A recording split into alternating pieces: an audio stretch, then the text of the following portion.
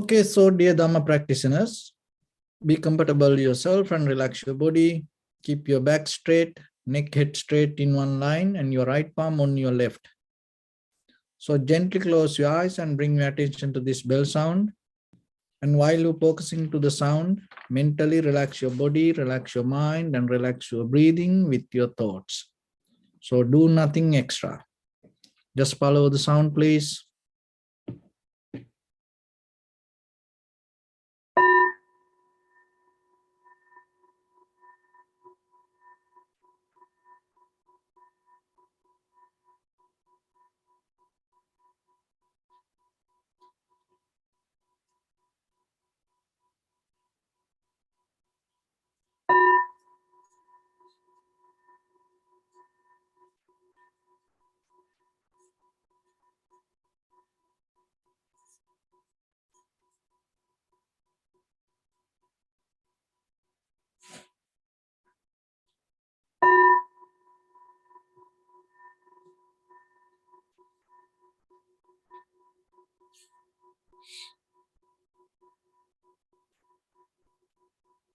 Namo tassa bhagavato arahato samma sambuddhassa. Namo tassa bhagavato arahato samma sambuddhassa. Namo tassa bhagavato arahato samma sambuddhassa. Homage to the Blessed One, the Exalted One, the fully enlightened One. So dear Dhamma practitioners, before we start our practice session, as usual, we'll take few minutes to bring some information regarding this practice, because it is very necessary. Once you become very clear with the practice, it helps you to develop a very good foundation just by yourself. That is what you need. So when it comes to this spiritual practice, we have to be very careful, because the most of people out of this spiritual practice, they look something what they like. And especially that how I can be like this or like that, how I can get what I want. Through this all the spirituality nowadays, most of the people look at how I can get what I want. That is the purpose. And everywhere people go with that intention. So, but the thing is that what you want came out of your own experience, your past. It came from your mental formations, cankers. And then when you keep looking for that, you always going to get something related to mental formations. And then there is no end. It always become a journey. That's why the most of the spiritual practice nowadays became kind of like a black magic. There are a lot of places, wherever the spiritual practice happens, And a lot of people think there is some kind of black magic. And most of people who ever follow a spiritual path also get into black magic. Why? Because the people like, if you give something, if you do something, if you tell something to get what they want. But out of meditation, what will happen? You're not going to get anything. You will become a person to release everything. So that's different. So then you have to come to a point to make a decision yourself. Which direction you want to take? Accumulation or the releasing? Because the accumulation always, what I want come out of inner desire, and there is another reason. I want this, I want this, I want this, I want to become like this, I want to become like that. It mostly comes out of the disappointment. Underneath, within our subconscious mind, maybe there is something disturb us.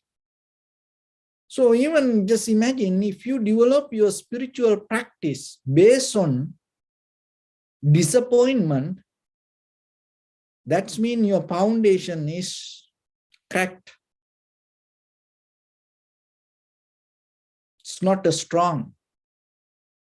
Anytime you can collapse. That's where people get kind of like disappointed sometimes about their spiritual path. It happens to people. Why? Because they came to the path with the hopes, that hopes came out of the disappointment, and then by the time, what will happen when you can't get, when it not happen the way you want, then you give up. But the very nature of the life, in the bottom level, the very nature of the life, it's not going to happen the way you want. That's the very nature. When the day comes for you to accept it and be with it, and then you become a person not to look for anything according to the way you want. That itself make you release from this struggle. Because life is not fair. That's the very nature of this entire universe. This entire universe is not fair. People are not fair. Relationships not fair. And any kind of environment, situation, not fair. Even this nature, not fair. Things can happen right away. Things go up and down. But our hopes, our dreams, it's always clinging to ourselves and projecting towards the future and look for something, look for result the way we want. There are results, but we don't want to accept it. We want the result the way we want. So then you have to remember, out of this practice, you're not going to get anything. You will let go that all the things what you want. And at the same time, there is nothing with the black magic. And another thing, I want to be clear. So when it comes to the Buddha, the very character of the Buddha, and the people talk about the Nibbana, and the people to talk about that all the a spiritual path, high mental powers, that kind of things. But the most important thing with the Buddha, why people respect to the Buddha, not because of the Nibbana. There are some people, but very, very few people. Why people respect to the Buddha? It's not because of the spiritual things. It's nothing to do with the spirituality. It because, this is the reason, remember this. Buddha had a very good relationship with people. And the Buddha treat very well for all the people, all the animals, all the environment. Whoever came to him and maybe blame to him, maybe try to kill him, or maybe try to bring some offering and appreciate him. And he used to treat them in a certain way. That's why the world respects the Buddha, not because of enlightenment. You never saw enlightenment, I never saw enlightenment. We don't know anything about. When we look at the Buddha's character, how Buddha maintained that with the people, when the different situation came, what kind of decisions he took. And even in the temple, monks used to come and complain about other monks and blame about other monks, say bad things about other monks. Even that the Buddha's own attendants sometimes had arguments with the Buddha. But in that each and every moment in the situation, and how Buddha handled that situation. It's nothing to do with the black magic or any kind of high mental powers. It is a very basic way of human behavior. That is where that you have to focus. That is what you have to get into your life in the very first level. And some people used to try to kill the Buddha. And some people came and blamed with the very bad words. And some people told him as a rapist and told the blame to him, and he raped a woman. So many things. And some people used to tell him he's a kind of like a magician, black magic person. Because whoever come to him, then within few minutes, he going to follow, he become a follower of him. And then everybody was shocked how that people become a follower of him like that way. Because he had a very, very compassionate human heart to understand the person. So that is the very first step of enlightenment for ourselves, for our in this conventional life. So then remember yourself. Don't look for unnatural something. Don't look for black magic inside your head.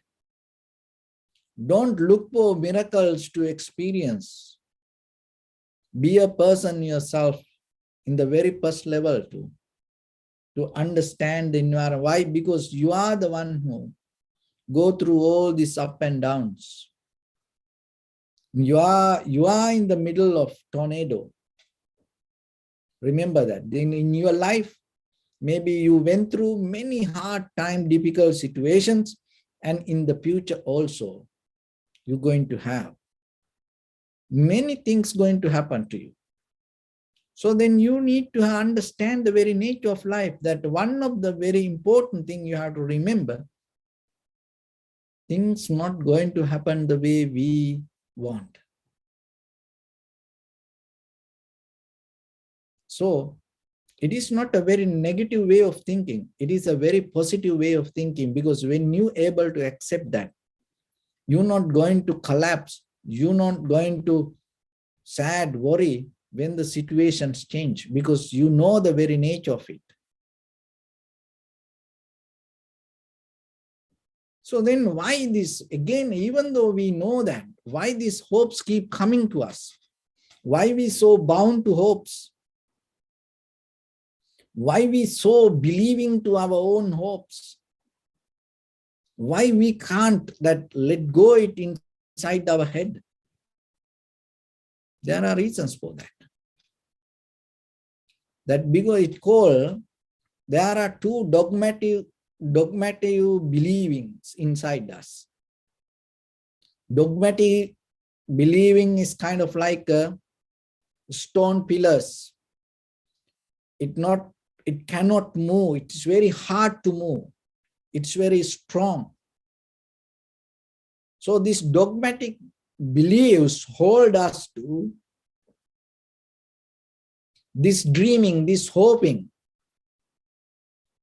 That is where your future hold. So one is called that tanha. In the Pali word, it called abhinivesa. So tanha abhinivesa and ditti abhinivesa. So the tanha means craving, ditti means view.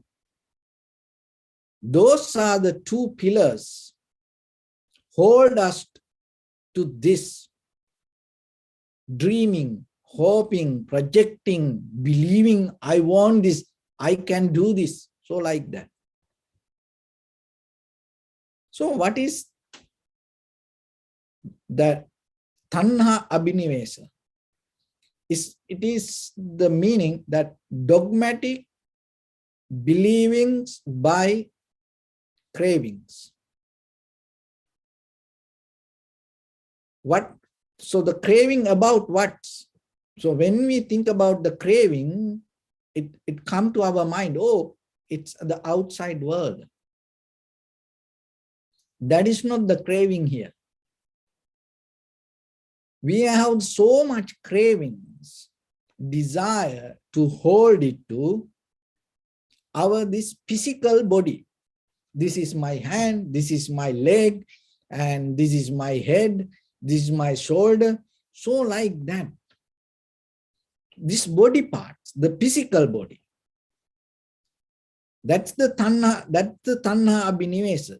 Dogmatic believings by cravings.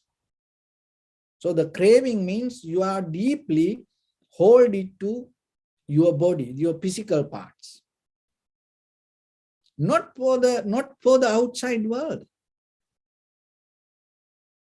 Just imagine like this. If you born without hands and all other people also around you no hands, you will never get a desire to hold something. So you have the desire to hold something, catch something, because you have this hand. It's not because you just have it and you believe this is my hand.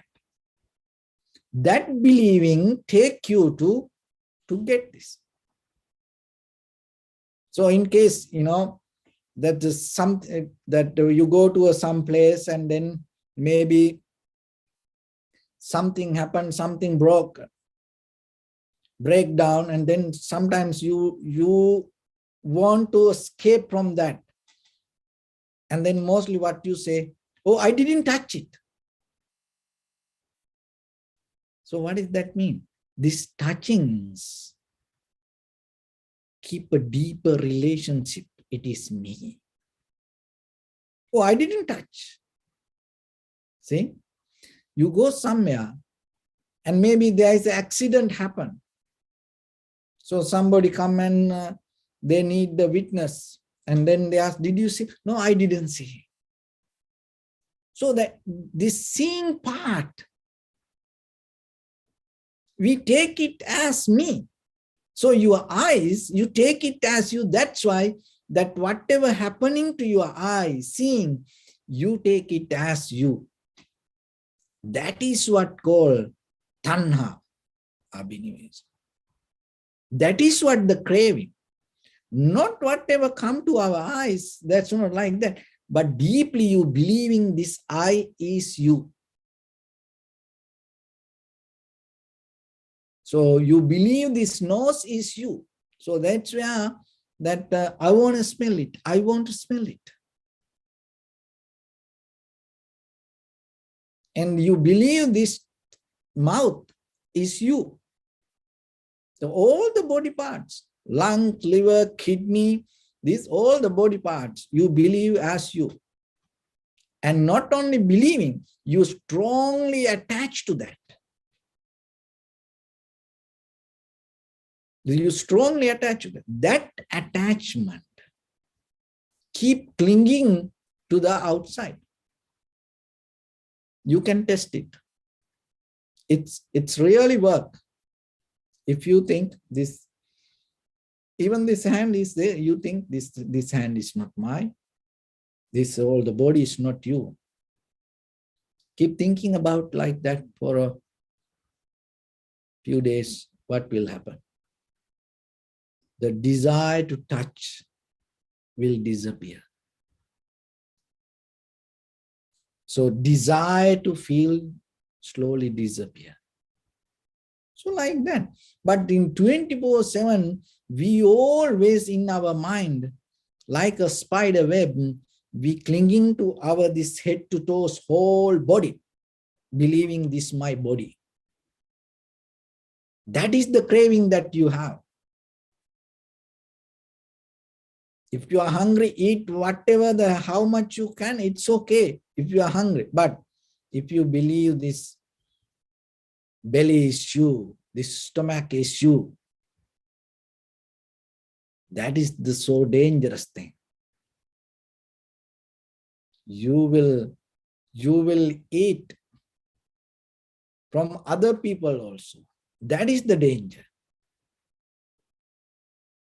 So then we think, oh, craving, oh, I have the craving to this outside world. No, you have the deeper craving to your own body. That is what take you forward to think, dream. I want this, I want that. That is where you look for spiritual practice. Why? Because I want to get that. How I can get that? And then you go, if it is a one place and you go, oh, I pray there. Why? Because I want to get that. See how that spiritual practice became your black magic? You are the one who make it. Why do you think there is a special power that out of this worldly nature? Why? Because the worldly nature is things not going to happen the way you want. So then you go, there is a monk, he pray, there is a temple, he pray. When we go there and when we do the puja, oh, there is a place when we go there and pray, I get what I want. Oh, a lot of people going to go there. No one going to come to, this kind of place. This is going to be empty by the time we have to close. Why? Because people go for the whatever the place, whatever they can get. So, but from where it comes? Because they believe what I want come from. Not from the outside. It's come from the deeper, the bond, the craving that you have to your body. And the next one is Ditti Tanha. So the Ditti Tanha means dogmatic view, that the dogmatic believings by view. So what is the view that you have? Then that view is mean the soul or the self. Oh, there is something permanent inside me. This I am. There is something inside me exists and it separates from others. That's why we go, I am different. I am different. I am not like that. That's why we define, we make ourselves kind of like a very special way. I'm not like that. I'm not like this. So who I am? So then that is where we have a mental structure. So one is the craving to the physical body, the physical part, to protect it and keep it and maintain it and believing this is me. Another one is the view that we carry in our ideas, with our thoughts. This is me. Those are the two reasons, two pillars take you to have hopes, believing, or kind of like the dreaming. So that is why it called, it's a kind of like a projecting towards the future. It's a kind of like a dogma. So why it is called dogma? From where the dogma comes? Dogma is this. There is something keep happening and this person believes something else. He can see it and he experiences it, or he or she experience it. But still, that person not going to accept it and hold it to whatever in that person's mind. That is where the dogma comes. So then why it is called the dogmatic view, because you craving to your body, you craving to your view, and then you believing, so believing and holding, this is me, this is my body, this is I am, but you don't see what is happening. So day by day, we get old. And sometimes, this body parts get broken. And by the time this everything going to, become kind of like a shapeless. Everything changed, but we don't want to accept it. That's why it's called dogma. Because it's happening to you, but still you don't want to accept it. You believe something else. So then out of that one, we dreaming, projecting, and hold it to our own mind. So the meditation is a method. Give a break to that. Just allow everything to just settle down as it is. In your body, don't claim this is my body. Just let it be there. It doesn't matter if you are or not, because we're not going to take, we didn't bring this. We didn't bring this anything. You came like a, few pounds little baby, look. So if you bought this, then where you should be like that. Lilliput. But look at today, you are. When you don't have any idea how you get this body like this. And even today we are like this. But by the time, in case if you can live like 90 or 100 years, this everything start to shrink and become different. As you know, every 8 to 10 years, this entire body, this all organs become new. So then, but still we believing we kind of like there's somebody like. So when you are able to let everything to settle down itself, in the very first level, you able to be comfortable as who you are. So that itself allow you to accept who you are. Not I want to become So accepting as who you are and I want to become two different things. And the most of people don't like themselves. Most of people hate themselves. Most of people want to change that themselves. But if the thing is, from where that change come, from where that hope come, from the same person. And you are disappointed about you, and with that disappointment, when the hopes come, it's going to become a misery.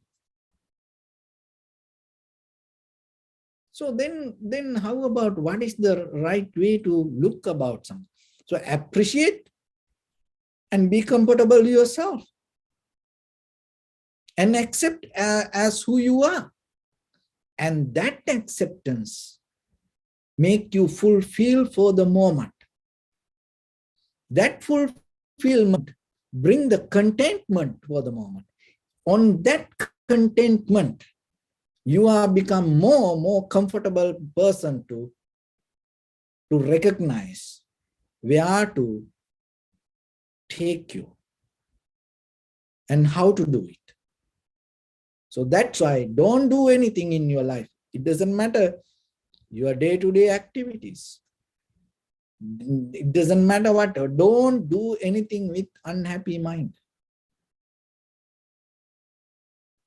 Don't do anything with the sadness, worry. Because most of us, in deeper, in our heart, we are wounded. We didn't heal it. So with that wounded heart, we try to go this journey. It doesn't work. In the very first level, then we have to let it heal. With the wounded heart, if you make a hope, it's going to bring more and more difficulties. So that's why the meditation is a method yourself to bring the healing to your whole body and allow it to be there as it is. So once it comes to that level, we call it tranquility state. And from that tranquility state, we go to Vipassana level. So that Vipassana level means in the tranquility state, you get a very clear mental view regarding your primary mental object. And once you have that view, the Vipassana means you thoroughly, deeply observe without judging it, without kind of like having a mental argument. You thoroughly, deeply observe, analyze, but you're not going to judge it. So then you will go to the bottom level of this existence, the moment of experience, and recognize there is no good or bad.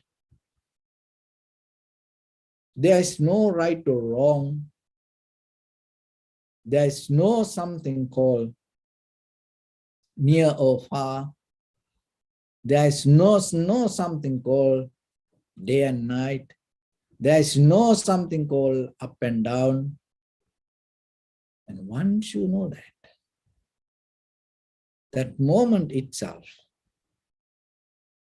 bring the liberation. Why? Because that moment itself bring the total completion with the clear recognition. That's what you know, that want. So that is where we keep going. So let's get into practice a little bit.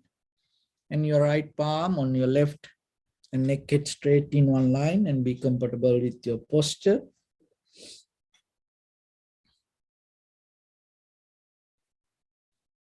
So bring your attention to your body, please, and scan head to toes 3 times yourself and say Swapatveva, or may I be well and happy 3 times.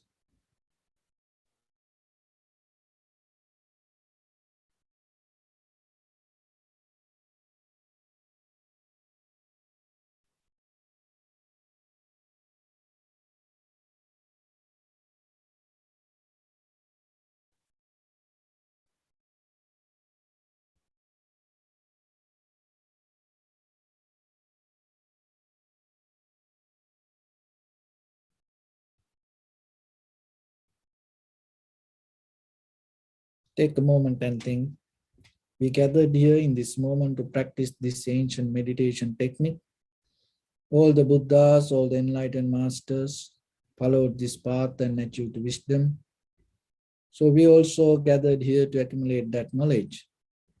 In this moment, with this sitting, may my body become more comfortable. May my breath be more smooth. May no difficulties come to me. May all the success come to me. Also think for a moment. This is the last moment we're spending in this very lifetime. And detach your mind from all your past memories and as well as any kind of future thoughts. Just try to remain in the present moment, observing the sensation of your inhalations and exhalations. So in the beginning, deeply and gently, breathe out 3 times, please, and find the sensation.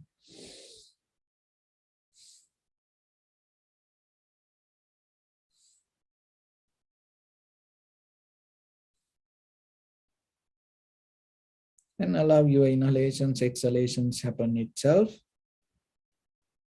And when it happens, just recognize inhalation as inhalations, exhalations as exhalations, through the sensation of it. Do nothing extra.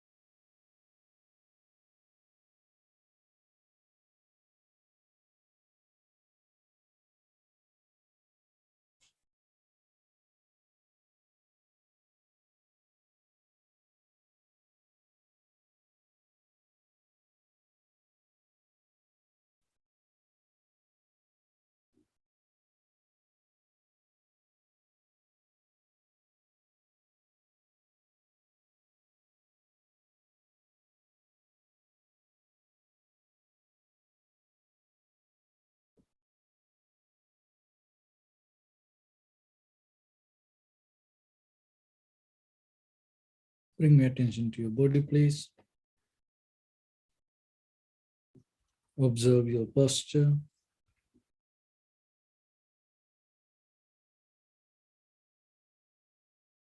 We cultivate loving kindness and compassion in our heart and radiate it as a light through entire your compound, village, city, state, country, world, around this universe. Also as far as you can through galaxies, other planets, stars. Reminding yourself like this. With clear intention, mentally repeat after me. May all living beings in this universe be well and happy.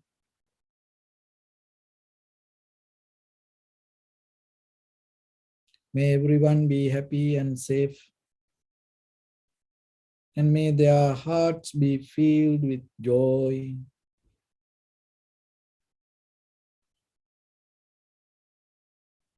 May all living beings live in security and in peace.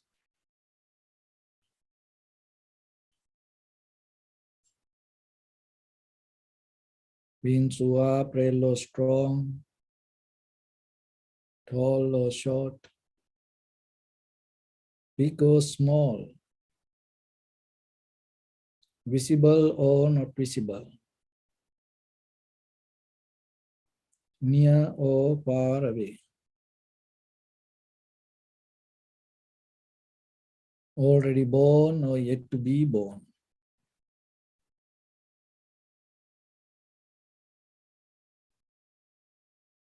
May all of them dwell in perfect tranquility.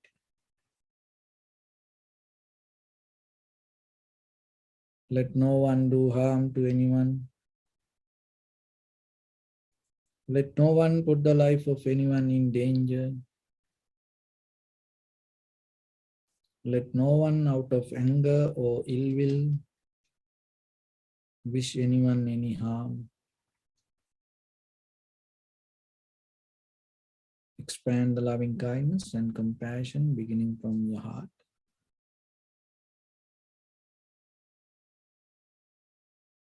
Forward, visualize yourself and send it as a light.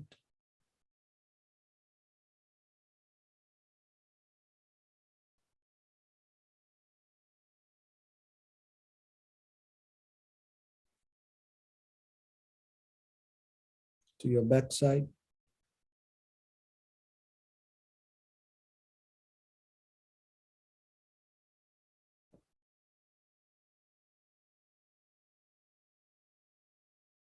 To your left side.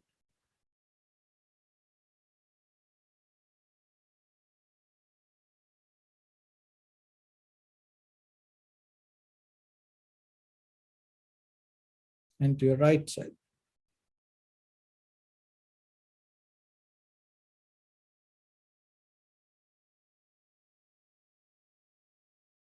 Downward.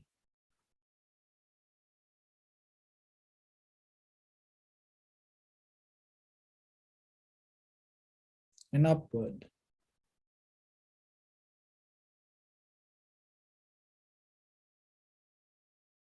To all 6 directions at once, like the moon, the sun. Spread the light, spread the energy without any condition, without any limitation, without any resistance or without any judgment. Let your heart to shine with the loving kindness and compassion from the bottom of it with the maximum effort to the highest. Wishing yourself, may all living beings in this universe be well and happy.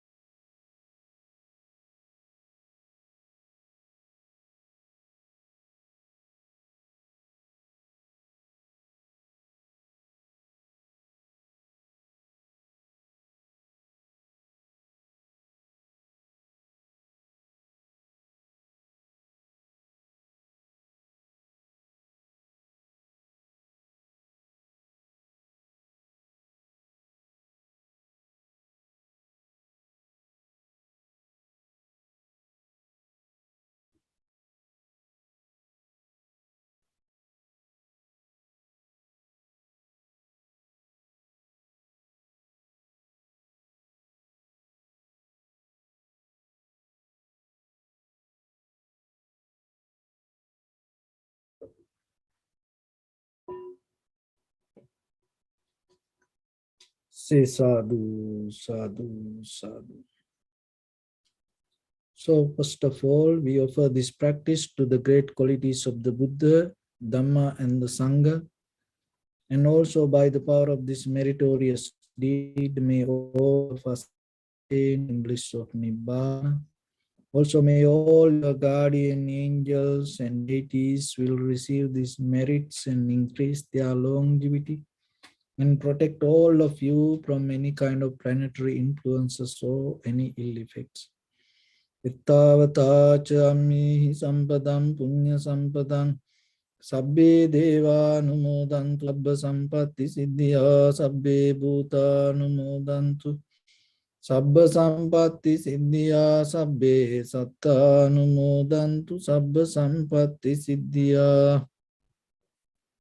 Imaya dhamma nu dhamma patipattiya buddham pujemi dhammam pujemi sangham pujemi attaya imaya patipattiya jati jara vyadi maranam ha paribunjissami idam me punya kammang asavakkaya vahang hotu sabba dukkha pamuncatu.